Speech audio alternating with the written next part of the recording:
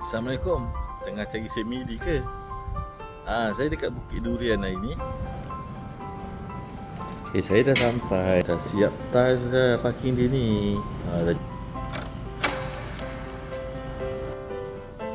Ruang tamu ni, dia bukan saja lebar, tapi juga dia tinggi. Jadi dia menyebabkan kita rasa ruang ni sangat luas.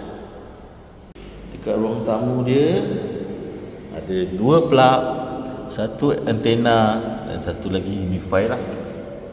Master bedroom dia lah. Macam biasa ada tingkap, ada tandas,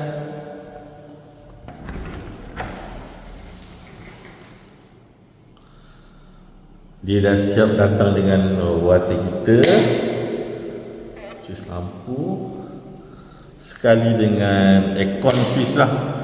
Kedua, dia ada tingkap di ruang atas. Bilik ketiga dan bilik keempat dipisahkan oleh tandas dan bilik air. Pula ruangan dapur.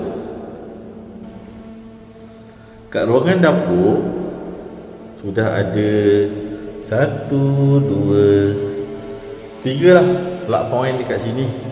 Kalau anda nak buat bahagian belakang rumah, bilik tanah di dalam 10 kaki. Ini pula ruang belakang dapur, ada pipe air dan juga 1 plug point.